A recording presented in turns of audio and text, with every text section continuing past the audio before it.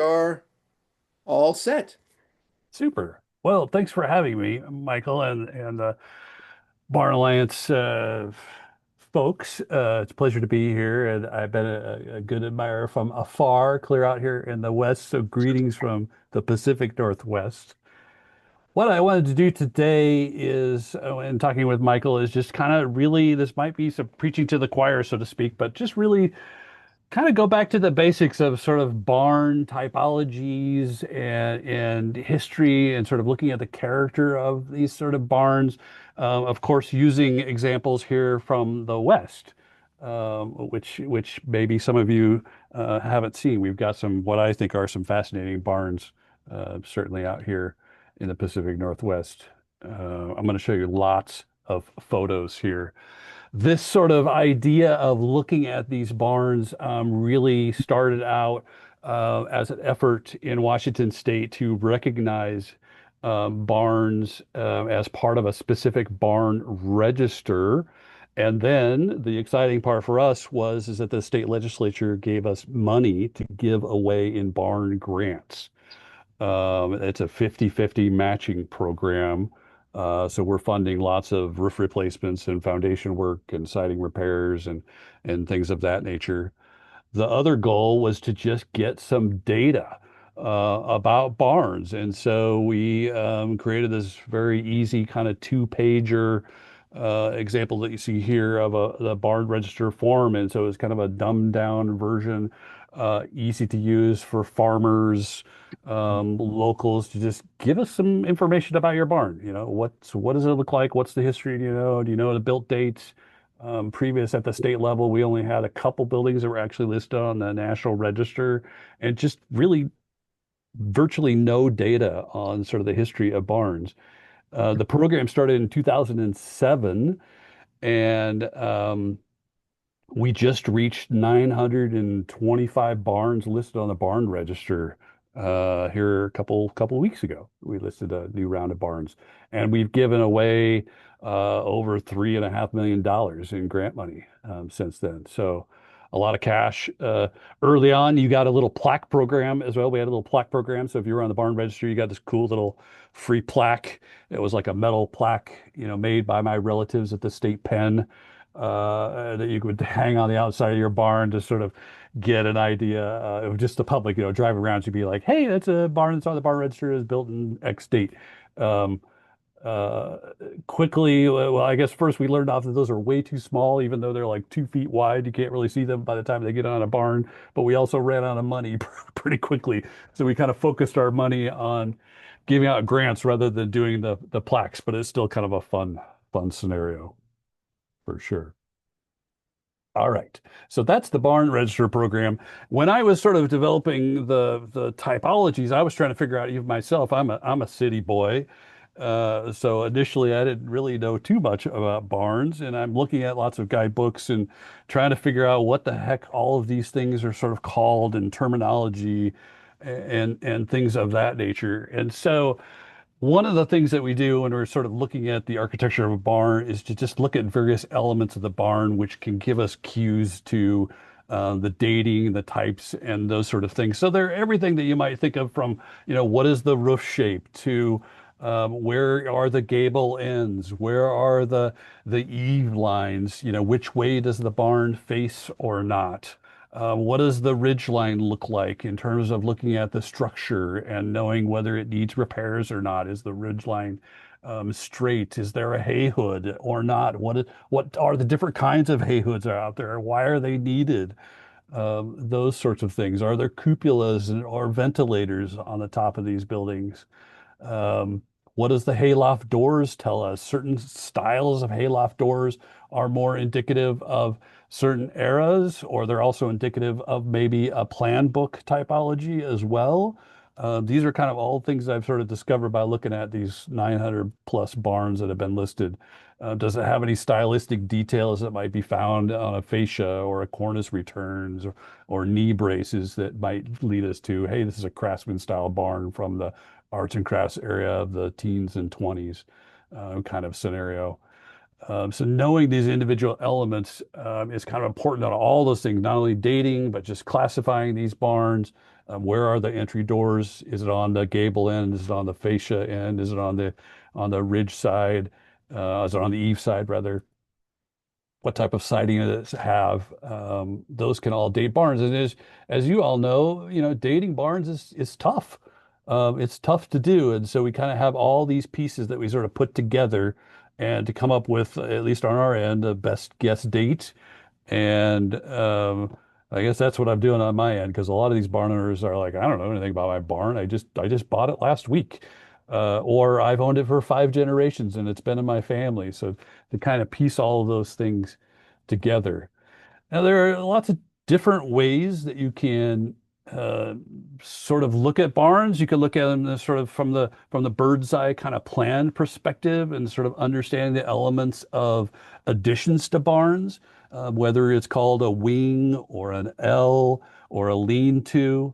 And so this is a bird's eye view looking down on the plan, right? And the bottom element here would be the main entrance door and what it looks like from the main entrance door. So if this is we'll call this the front of the barn, right? If you've got something off the side, would generally be called a lean-to, and this would be a gable lean-to versus a shed lean-to. And these are obviously L's off the back, which is a gable that comes in, or one that's parallel to the roof itself. So those kinds of things can tell us stories. Then we sort of look at the form overall in and of itself as well. And there's lots of different classification systems out there, sort of nationwide. You can talk about the use of the barn or the purpose of the barn. You can talk about the shape, like we looked at in and of itself. Maybe if you got inside, you can talk about the framing system or even the overall plan. You can talk about ethnic connections. You can talk about roof forms. Lots of different ways to do it. And from our perspective, we wanted things to be, kind of easy from the road, right? So it was identifiable for these barn owners in particular, so they could submit a form and kind of get some basic knowledge out there. So we went with the idea to classify these things by their roof form is the way that we decided to go.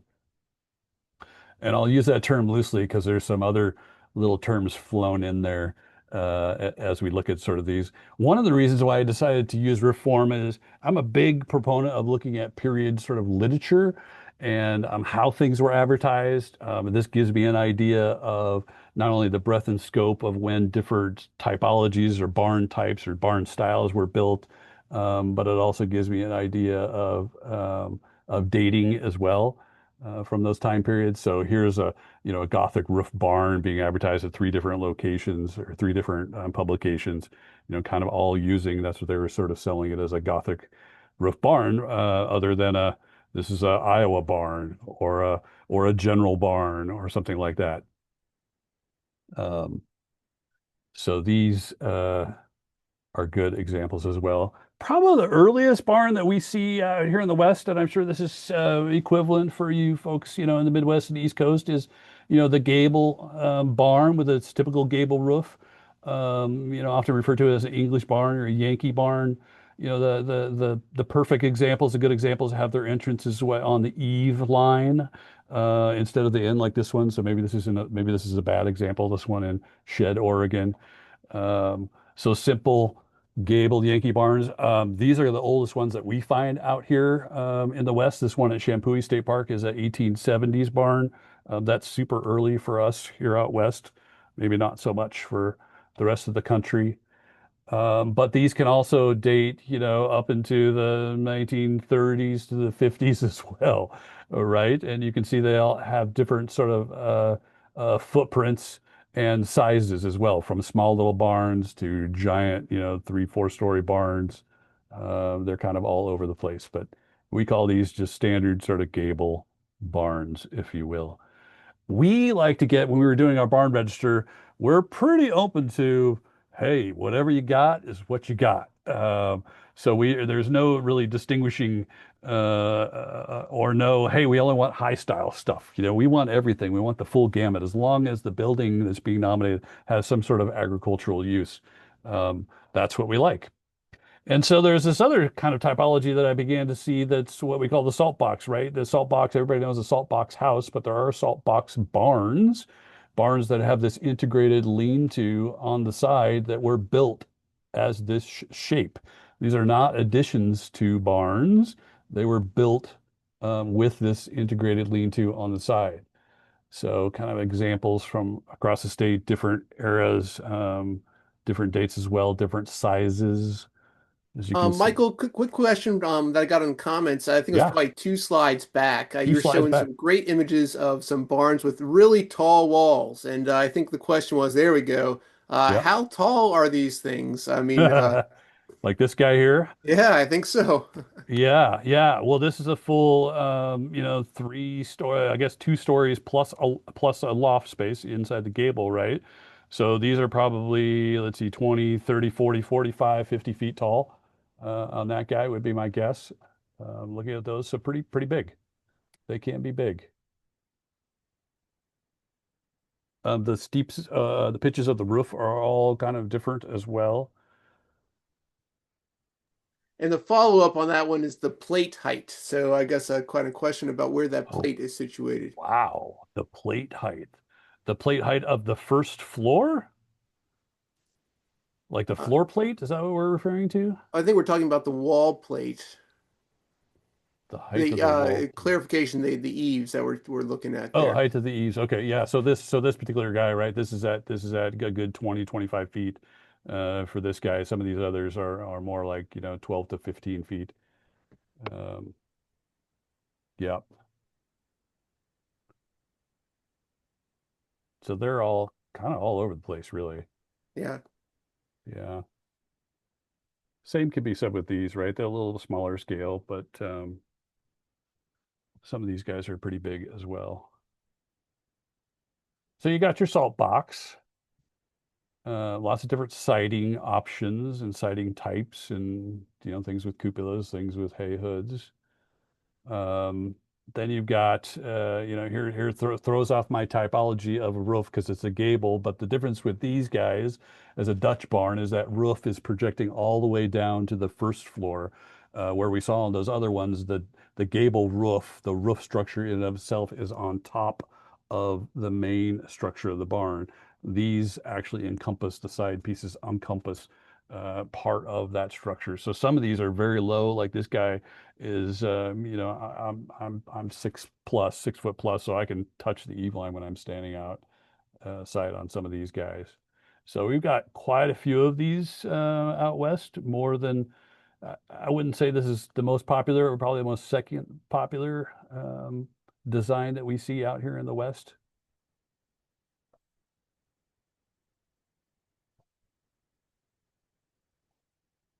What I think is the most popular is this sort of guy, what I call the broken gable. And I'm not sure if you have these in the Midwest or in the East, and I didn't find this typology identified anywhere in any sort of guidebook anywhere. And so I came up with my own term. And these are, like a big Dutch roof, but usually have some sort of break up in the hayloft space. So there's not a continuous piece all the way down the side, but breaks at some point. And really breaks because of a couple different reasons, mainly because of the cost of lumber or the availability of getting long timbers to do a full rafter, all the way down is expensive and you need tall trees. Even though we're here in the West, sometimes some of these places, you can tell just by the landscape, there's not a lot of trees out there. Um, so that's one of the reasons for these broken gable designs. And they're once you start to see them, they're pretty prevalent out there.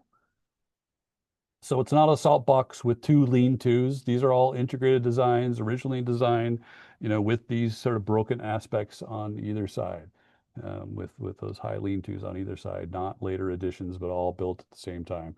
These are dating from anywhere from, 1905 all the way into the 1930s, out here, for sure. Then we have barns that are gables on hips. So a gable roof sitting on top of a hip roof, sort of surrounding the whole outside of that bottom story. Sometimes they wrap around the full building on all four sides. More typical that we see is they wrap around on two sides. um, if you will, or three sides rather, not two sides, three sides. One of my favorites up here in Walla Walla, kind of a weird sort of hybrid with that popped up portion on the top. So a gable on a hip.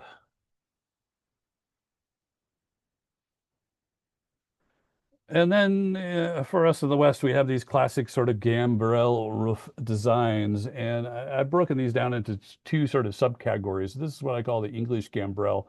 These have that broken gable, if you will, sort of design on the side, except being instead of being broken out, these are being broken in, right? As the piece comes in. These are all, there's only two angles on the roof. So up at the top, two angles on the roof. There's a different variation, which is called a Dutch gambrel, which I'm going to show you in a minute.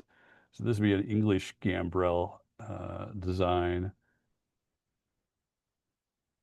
A lot of these come from, planned services, kit house catalogs, things of that nature.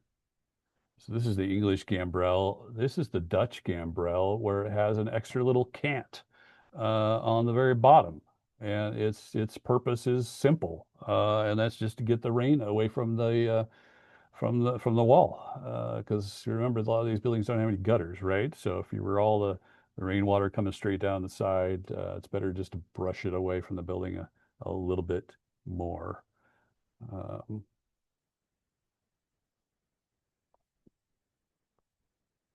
So other kind of fun examples. Here's one that's even got kind of an exposed truss system on the outside as well. And then we start to see here's a great one that's got some architectural sort of characteristics that give us a good idea of a build date, because these are typical, what we call knee braces that you might see in a craftsman style house, right? So that's automatically gives us an idea that it dates from that sort of arts and crafts era of the teens and the 20s. Um, Michael, another interesting question about the kind of the Dutch terminology. So the question here is, in Pennsylvania, when we say Dutch, we mean German. What do you mean by Dutch? Good question. I think that terminology comes from the idea of that Dutch reform in and of itself. So that big, huge, massive uh, reform instead of the standard sort of English type, straight, but the Dutch is the full. So you get this extra little faux idea. These do not have any, the English and the Dutch gambrel, they don't have any sort of ethnic connections here in the West at all. So no Pennsylvania connections, the Pacific Northwest. This is all about people migrating from different areas. There's not too many ethnic enclaves that are like you can tell that this community is all German or Polish or Irish. Things didn't really happen that way here out in the West by the time, all these sort of things that I'm showing you too, compared to folks in the Midwest and the East Coast is, all this stuff is later too, right? A little bit later. So even when we talk about architectural styles, generally in the United States, everything is a little bit later, um, in the Pacific Northwest. It's 5, 10, sometimes even 20 years later. It just kind of shows up here. Because people are bringing those sorts of things with them as they migrate out west, or it just took that long for the popularity to get over here, those kinds of things. Great question. Then we have these sort of weird things, gambrel barns with integrated lean-tos on them. So built all at once, but they've got lean-tos. Is this a lean-to with a is this an English is this a salt box with a gambrel on the top? I, I don't know. Here's a salt box. Check this one out in Mount Vernon. Notice the little lean-tos on the side. One's got an extra sort of gambrel broken on this side and then a straight shed on the other side. Kind of a funny story behind this, that the farmer, when he went to town, they're building the barn. He goes to town, he comes, leaves the crew there to build. He comes back out and the crew, and he's like, "Hey, what's up? Why are these not the same on either side?" And the construction crew tells him, "Well, we didn't have any rafters that were long enough, so we just decided to do one side, that had the little bent in it." than doing the other side. I don't know if that's a true story or not, but that's what the owner uh, story that he was given. Kind of a fun little story. So there's all these kind of weird things that happen with barns because barns, the barn farmers, they're so innovative people, and they use what they can use, and sometimes they're kind of cheap, and so they use stuff that they've already had around and reuse things, which makes it also difficult to date and to classify. I'm showing you sort of best examples of, kind of what we have to sort of try and group these things together at some sort of cohesive level. So at least on my end, I can do some comparative analysis like, hey, yeah, I've seen that sort of typology before, or boy, this is pretty unusual. I don't think I've seen something like that before. Um, so that's what I'm using them for in terms of a database kind of driven aspect of it. We have a few hip barns with full hip roofs, but not many here out in the West. Um, these are big ones. These are pretty big structures. Then, of course, there's the Gothic roof form. Looks like a Gothic arch from a church, right? It's a big swoop, comes up to a point. Where at the eave line is sort of the different scenarios. So some of them come into kind of a what we call a bell curve on the end. It kind of looks like a bell curve on the end. I'm going to show you some other examples that have more of a hard curve on them. Notice when we're looking at some of these too, we're going to be looking at some siding or construction techniques as well. So we're just looking at roof forms at the moment. One of our favorites, these twin barns here in my hometown. Here's one that's got a broken piece at the end rather than a curve at the bottom. So this one up in Colfax, you can see that kind of hard break versus this one in Weston is more of a gentle curve. We've had issues with these roofs in particular when we're talking about replacement materials for the roof material itself. And obviously, these originally were wood shingle, but the new ask is always to put metal roofs on these things, and there's few contractors that will do a metal roof on a big curve like this. They're the kind of the best of their business if they can do a metal curve. Most guys just won't even touch it. Then you have barns that kind of have that curved shape to them, but they don't have point up at the top. So they're not really Gothic arches, they're just bow trusses with a full-blown curve all the way to the top. So some construction shots. We're even starting to look at stuff from the 50s, 60s, and most recently the 70s. So again, sort of classifying them, in our system of what's the universe and how are they put together. So completely arch truss, no little point up at the top. Then you have things like this, which we call the Western barn. In the Midwest, they're calling it the Monitor barn. I've also seen it called the Midwestern Iowa barn. The classic characteristic is this centerpiece that sort of pops up in the middle. Sometimes they have little windows up in that little pop-up piece. Of course, none of these do.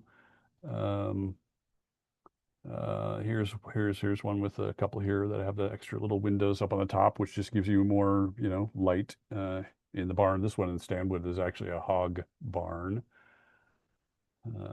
So those are pretty easy to spot. You'd think being called the Western barn, there'd be a lot here in the West, and there actually isn't that many in the West, at least not in Washington and Oregon, Idaho. There might be more in Wyoming, Montana area for sure. And this is where Michael's sort of typology goes awry because what's the roof shape of a round barn? The in essence, round barns, most of them aren't really round. Most of them are kind of octagonal or decagonal, 12 side, 8 side, 10 side. So are these, are they centric barns? Are they conical if you go with the roof? Um, sure, maybe, whatever you want to call them, but everybody knows when they see them because they call them round barns, right? So we do have them in Washington. We had a lot more back in the day. These are pretty late compared to what you all see. These are like in the teens and 20s. These are not as old as the popularity of the round house, from the 1870s. We just don't see that kind of stuff here in the West. Um, but that does show up in barns, basically because of efficiency of farming, right? And the idea that if you're inside, less steps to walk when you're feeding, taking care of the animals. You just go around a circle instead of up and down long passageways. So that's kind of how they catch on, and hugely advertised in period magazines and newspapers in the teens and O's, I guess, about the efficiency of them. So they caught on a little bit here in the West. And looking at barns, everybody thinks, oh yeah, there's lots of red barns out there, right? Well, there certainly is, and period publications were pushing red barns, red paint, but if you look at the period sort of publications from the time period, and there's all kinds of different colors that were sort of available that were being pushed as well, from gray and yellow and brown, and if you were super excited about your barn, you might give it a candy stripe paint job. And that's what these are. These are original, kind of candy stripe red and white, where you would paint the battens white. To talk about time consuming, I can't imagine somebody doing that. But it was definitely a thing. Uh, so I'm keeping track of how many red barns we have, how many blue barns we have. Of course, these aren't the original colors of a lot of these barns, but it's kind of a fun little side note to kind of think about when we're looking at these barns. Once I kind of figured out the typology is sort of, from the street of these barns, I started to wondering, well, how are these barns? How are the plans? How are they being designed? Where is the design coming from? Whether it's, the creative sort of juices of the farmer, is it an itinerant builder, which we can see there were certain builders, in the valleys, in regions, that were building variations of a certain type of barn. So if you're in a certain drainage, you can see, five or six of the same type of barn design in one area. Are they architect? Are they coming from a plan service? Are they from an extension office? All these kinds of things happen. And you can't talk about barns, at least in the modern era, without talking about ready cut barns, right? Plans where you could order it from a catalog, Sears and Roebuck, Montgomery Wards, all kinds of local and regional companies. For us, Fenner Manufacturing Company, you just literally picked up a catalog and said, "Hey, I want number 422," and it got shipped out to you, everything pre-cut, numbered, and you just put it together like an erector set. So that is certainly possible as well. Um, on the other end, maybe you got a plan from the extension service. You all certainly have extension offices all across the U.S., but extension offices, they didn't happen until the Smith-Lever Act of 1914. That was an act passed by Congress that is sort of establishes the extension services, so the availability to have a statewide extension service. So when you see a design by them, well, it's got to be at least after 1914, right? So they had lots of publications that they were pushing about cleanliness of barns, efficient designs, things of that nature. We have quite a few of those that I've been able to recognize in Washington State. The other scenario is you could go down to your local lumber yard and you could get a plan, and you could get a plan for free because they wanted you to buy all the lumber at the local lumber yard. So that was the sort of sales job, right? We'll give you a free plan if you make a big order through us. Um, and I've been able to identify a few of those, but there are so many different local lumber yards. Some of them had in-house architects and plan services, like the White House Crawford with this Tumulon Lumber in Walla Walla. They had their own in-house architect to large companies like Weyerhaeuser, sort of nationwide. So if you were at your local lumber yard, you had a Weyerhaeuser plan that you could provide um, to your customers as well. So lots of different scenarios like that out there as well. And then there were even, kind of national companies too that did sort of funky, weird stuff as well. I'm sure you've all heard of Jamesway, right? Jamesway is their main business of Jamesway is the accoutrements of a barn. So they would sell, feeders and troughs and watering and stanchions and cupolas like we see here. This ventilator, you can see it says James on it. That's not James the owner. That's Jamesway Company. So this is one of the Jamesway plans. This is the original plan that they bought, and sure enough, it's built, right here in Rosalia, Washington, which is kind of out in the middle of nowhere.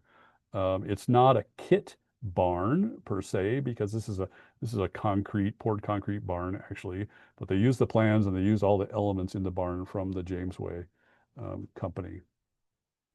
So that's kind of a fun story as well.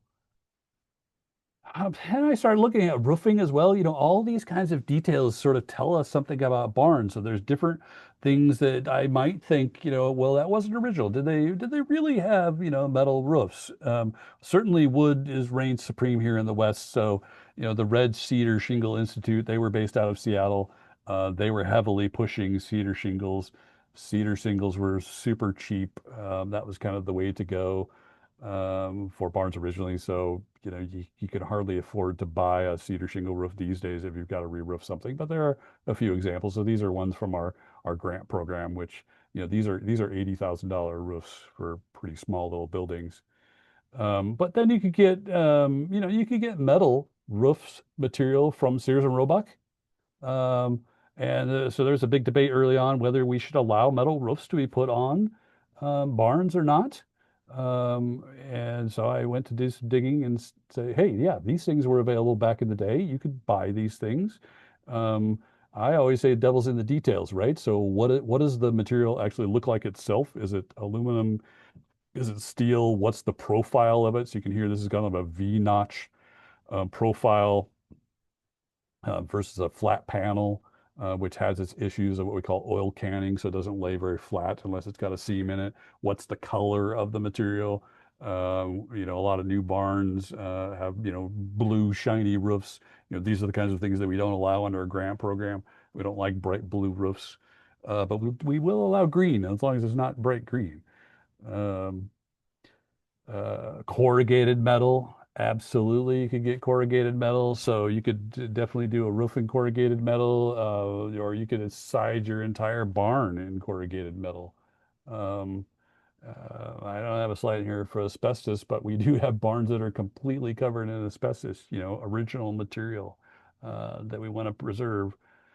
Asphalt roofs have been around for a long time as well. The asphalt roofing industry was pretty big at promoting their product. And, even in the day where this is called rolled asphalt, the culturally inappropriate, Japatop surface, that's rolled asphalt sheets that would go the full distance. So those are certainly can be found as well and can be allowed when we're looking at our roofs. We are increasingly looking at the color and the shape of the roof shingle in and of itself as well. We can certainly get into the details of that later.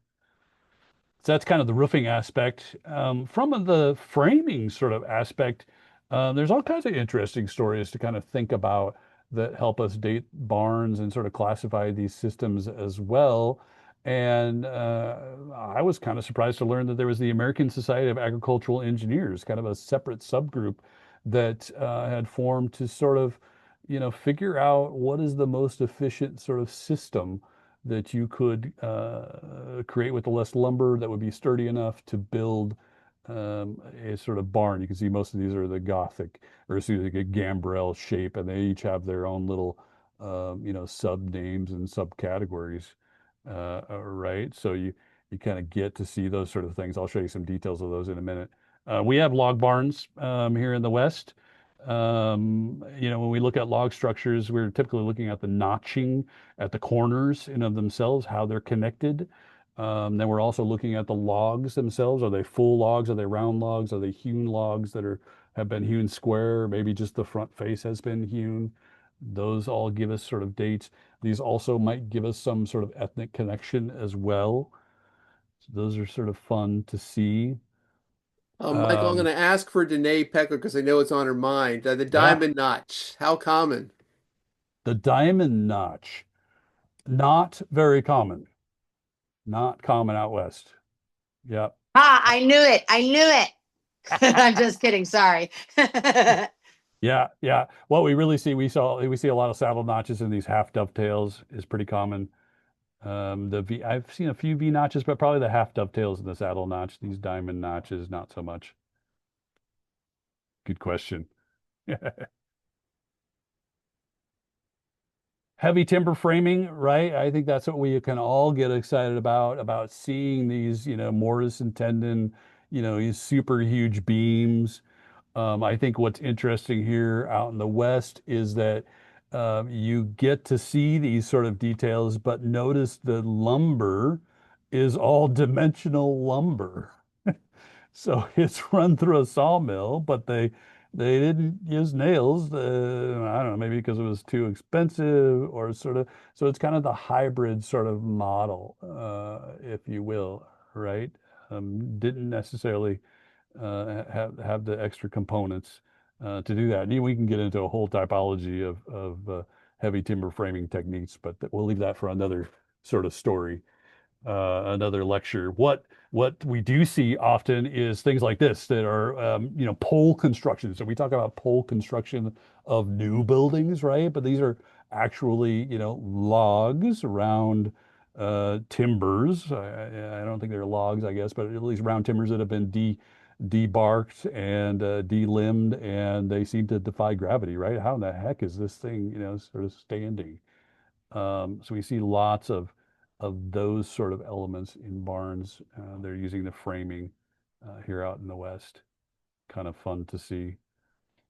Then we get into kind of this idea of, plank construction, really post and beam construction, if you want to relate it to the dwelling world, starts to show up around the turn of the century, 1900, 1905, where we look at things that are more traditional framing that we would see today, right? And there's all kinds of weird sort of scenarios when you look at these individual barns in terms of the typology of what kind of roof system that they use. So the gambrel barns, um, again, sort of pushing the idea of or through the extension service. Here's one that's called a braced frame. And the key defining characteristics, on this graphic here in the middle is this sort of connection between the levered points, right?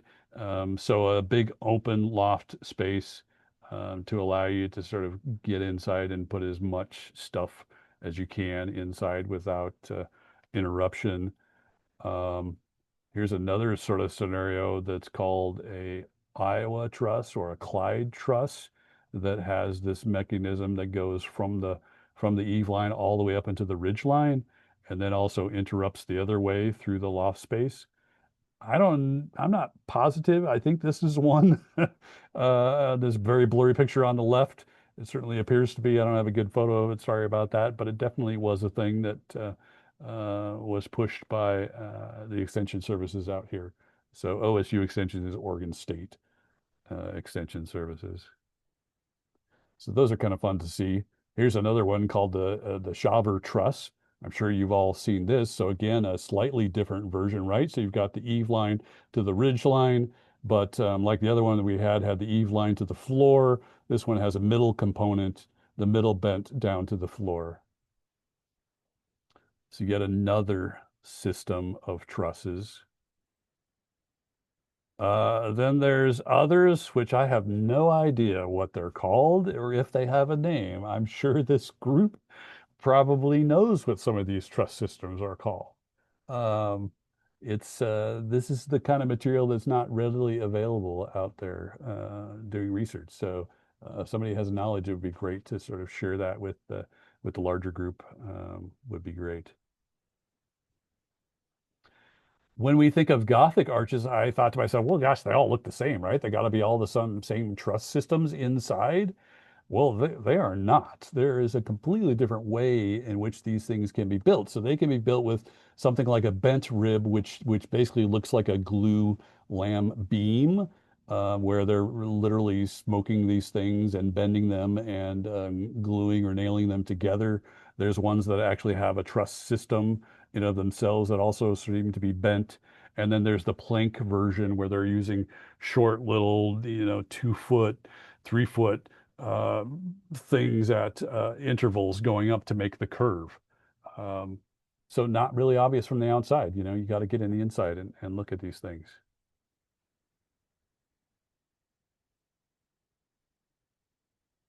Concrete block is also, a way to sort of date things as well. Concrete sort of comes to the farm early on because of the idea of cleanliness of a barn, particularly related to dairy farms, right? Being able to easily hose off something and not have to worry about mold and those sorts of things. So some examples of either poured concrete in and of itself or concrete block. Um, you could order a concrete block maker from Sears and Roebuck, and you can make blocks yourself. Um, so there are barns like that were sort of handmade out of concrete block, totally possible. Then there's clay tile barns. Not super popular here out the West, but we've got a few of those. Clay tile is something that you really see insides of commercial buildings in particular as a fire break. So kind of the equivalent of using that in a barn capacity where you're, concerned about fire, perhaps. Um, I think this is probably a little bit more expensive than concrete block in and of themselves because it has to be, unlike concrete block, which can be, air dried. These have got to be fired in a big kiln, right? Believe it or not, I know you guys are probably super excited about this, but we're looking at plywood construction. And what does that tell us? And how is plywood being used? Called rigid frame systems. So looking at things from the 50s, 60s, and 70s, because you have to remember, sort of in our world, in the preservation world, anything that's over 50 years old is really considered a potentially historic property. So I'm a historian, not a mathematician, but we're up to 1975, soon to be 1976, which is 50 years ago, right? So we're starting to see these sort of come in as people, particularly people that want grant money to try and keep these things standing. And plywood in and of itself has a huge, deep, rich history, right? Plywood is a way older material than I think what most people think. Plywood in and of itself shows up to the mass public at the World's Fair maybe not at the World's Fair, at the Lewis and Clark Exposition right here in my neck of the woods in 1905. Um, and plywood is being first used for boxes, crates, and running boards for Model Ts, doors, things like that. Been around for a long time. Um, and then exterior grade plywood shows up in 1935. So those are two hallmark dates that you can kind of use to sort of when you're looking at plywood as well. That was when it was introduced to the public. It's also fun to look at hay hoods and what those hoods mean, the different ways that they're constructed. Is the hay mow still there? Are the Jackson forks still there? Why does this one have an enclosed box around it? For obvious reasons, it's up on the Palouse, which is a very windy area. So if you've got, you're pulling up the hay and you're trying to get it inside, that gives you a little protection from the wind up at the top. Just some different designs of hay hoods that we see around the Pacific Northwest. Looking at cupolas, do they come out of a catalog? Can you pick them out? They're like, hey, yeah, this is from this company. Those are kind of fun stories to tell us as well. What is the cupola versus a ventilator, right? The differences, homemade, pre-manufactured, not. This is where some people got a little fancy, put the extra money and mile into it. I think it's important to look at the equipment inside of those barns as well. So a connection to James Way again. Sorry, these pictures are blurry. Manure and trough systems and stanchions and tact. All of those things I think are important for us as preservationists to think about. Look at decoration inside the barn, ancient graffiti, from the 1930s, the Bullock farm or the family tree of cows at Heatherman's Heathermere's farm, or connections to tags on windows, to product deliveries at EB Road in the middle is, some costs of when things were delivered and how much they cost, fun kind of things to see. Decoration on the outside, what does that tell us? Does that give us an idea of when a barn was built? How important are they? So we do have these kinds of signs, certainly here on the West, advertising signs, right? This is a way to supplement your income if you're a farmer. You're like, hey, sure, come and paint a sign on the side of my barn, and you'll get, a couple $100, $50, whatever the heck it was during the day. Look at those outbuildings as well, the windmills and water towers and silos and smokehouses. All those things are kind of important that I think we as historians are kind of easy to forget and overlook because they're sort of minor features of farmsteads. So I would encourage us all to kind of think about the importance of those. We don't have that many outhouses left on the barns that we've listed on the barn register. They're kind of quickly disappearing. So those are, kind of important to see as well. I got really excited as a city guy to think about silos and the typology of silos. And I've got like 10 slides left. So I'm just going to show you some different types of silos because I think these are kind of crazy to sort of think about these different types of silos, right? Silos are storage units for feed. And there's lots of different types out there, right? So there's the king silo. These are easy to sort of spot because they have horizontal boards that are steamed around, in a circle. The King Silo, named after the professor that invented it, University of Wisconsin. The King Silo. Then there are silos that really are vertical staves that we all kind of think of water pipes in the ground. For all of our cities had wood pipes in the ground originally. So this is just like a giant version of that. So wood stave silos. Lots of different advertisements of folks that would offer these. You'll also see octagonal silos. This is one that was particularly popular here in the West that was sort of marketed as this tongue lock silo, kind of these interconnecting pieces. And you can see kind of this detail in the middle. They have this little tongue that help them interconnect. There are simpler versions of that that are just sort of this timber crib, if you will, that are sort of stacked up on top of each other. Another version that at first glance, kind of looks like the other one until you start to look at the details. There are a few clay tile silos out there as well, a glazed tile, brick silos. Not super popular here in the West. These are probably the only examples that I know of. They just never really caught on. I'm not sure why, to tell you the truth. It just never caught on out here in the West. Hey Michael, real Yeah, quick, just for my own kind of information here, the pattern on the top of the silo that you just showed, the brick yeah, these silos, I guys. saw that in another slide as well. Was that coming from a publication or was that a builder?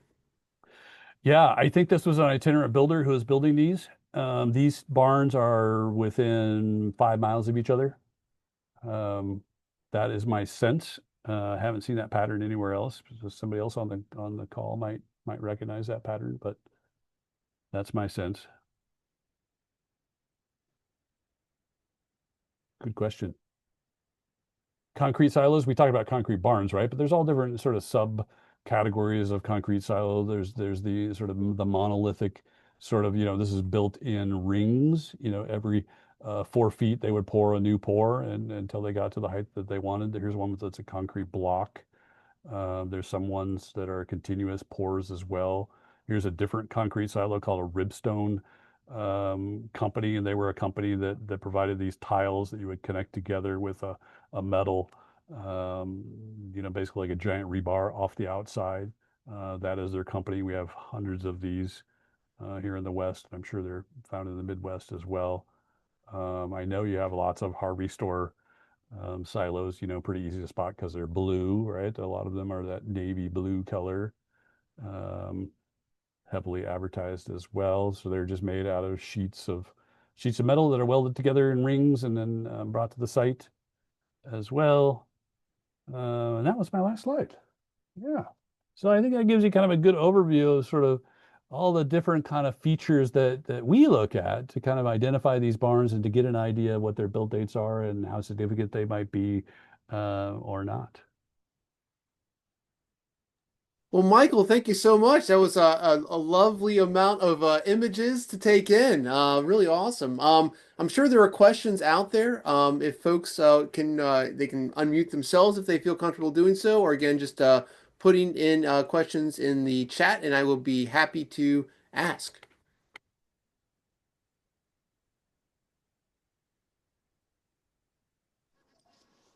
See, I'm looking. Don't be shy now. Right, I think we got one here. What is the source of your grant funds?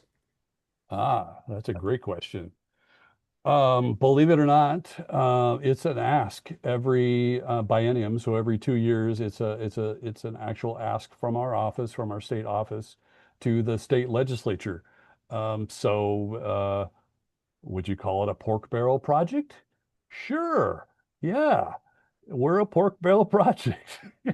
We get grant money for barns. We have a um, theater grant, and we also have a cemetery grant program.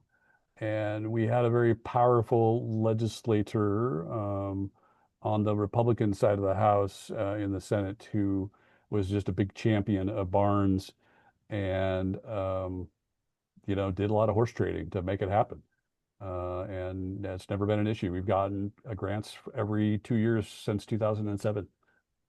So we're just put a round out of grant requests.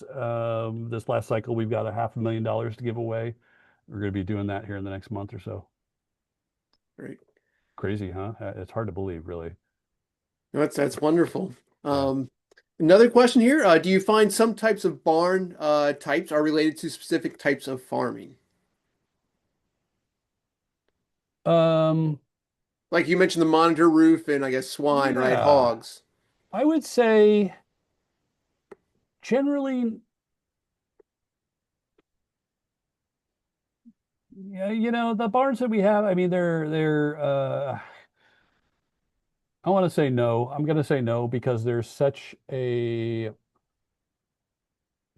farm on the Palouse that is used for hay storage or mainly, housing horses for teams of horses.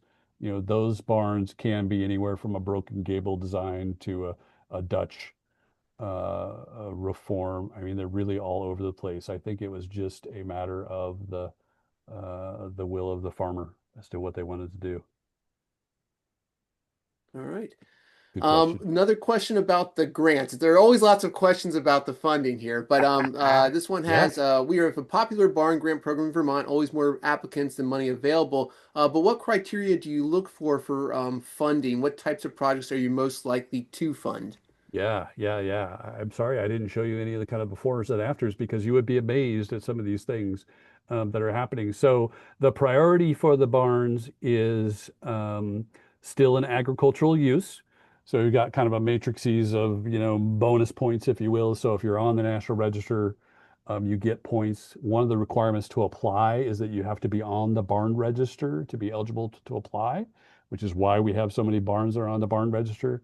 You get more points if you're in ag use. You get more points if you're on a rural road that's visible from the public. If you're on a scenic byway, you get points. If you're in ag use, you get points. Our average grant this last cycle was about $20,000, with the max being 75 grand is our max. So again, they're 50-50 matching grants. Um, That's great. Um, I've got, I got I a think, shout out from Ypsilanti. I saw it showing up there. Yes. I miss Ypsilanti. Absolutely. Had a great time when I was there. I worked at the Henry Ford Museum when I was there. It was fun, fun time. But I'm a Great. native Washingtonian, so I came out to the East Coast from Washington to Michigan. This is how naive I was at, 20 years old, right? I quickly learned that Michigan is not the East Coast. I I will ask. I know there is a lot of stuff coming in about grants. I'm sorry. I know. Is it the EBY? Is it water?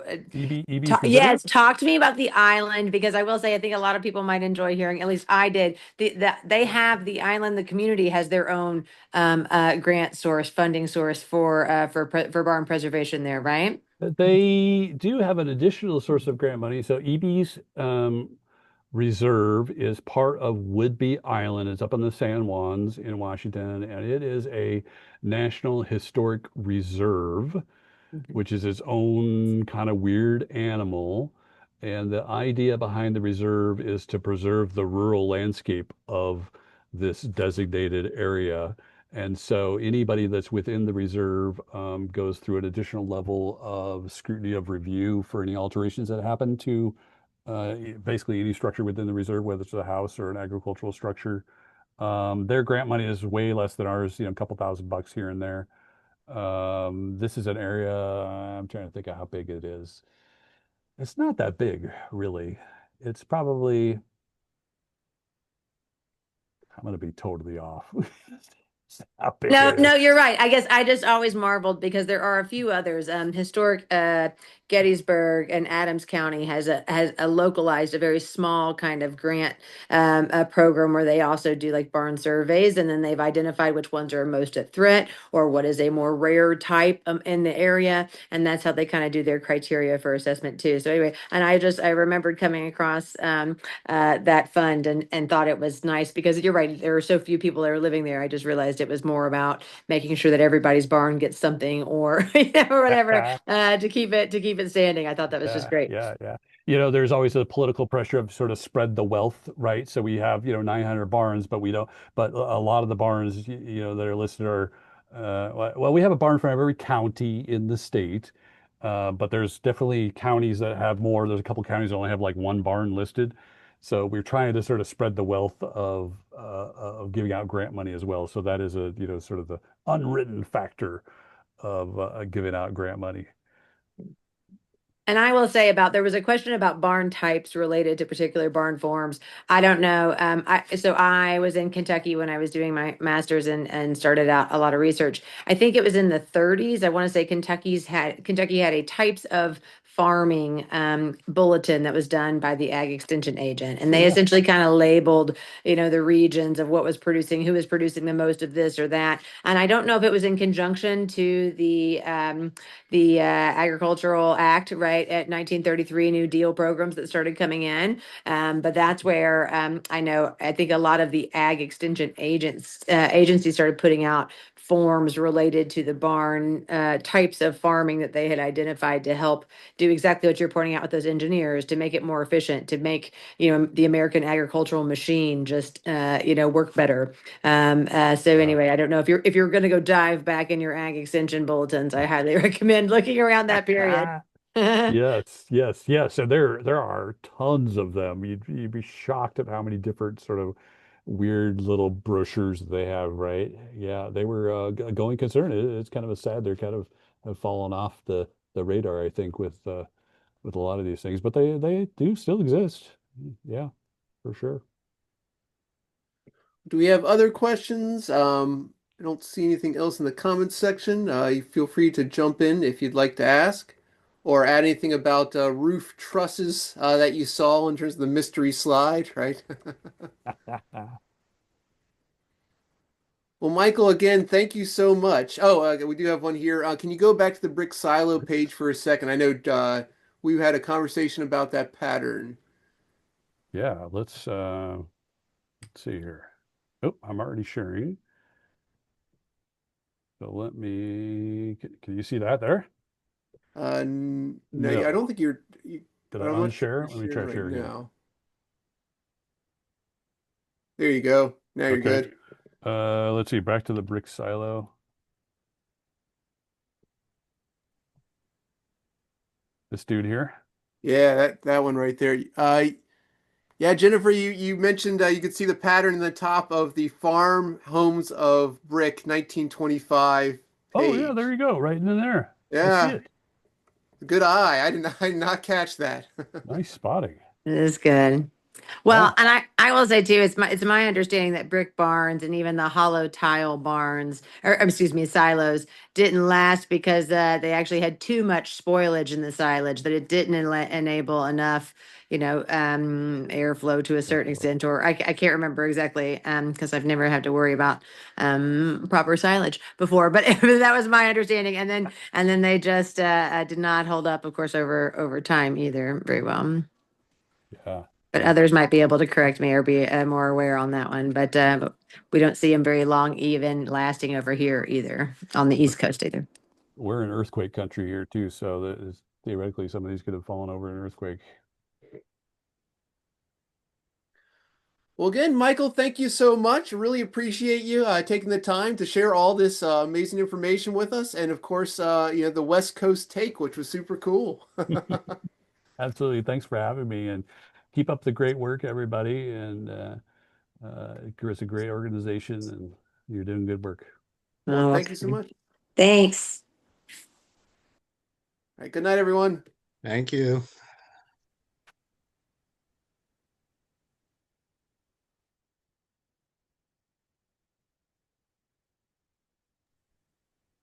Yeah, Michael, really well done. Really great slides. I enjoyed it. Oh, great. I'm glad that you did. It's always fun. You can't go wrong looking at pictures, right? Absolutely. And yeah, and the pole barns, the rafters that you were showing with the scabbing, that was pretty impressive. The length. It's hard to believe when I've been in some of those. I'm like, why is this thing, how is it still standing? Yeah.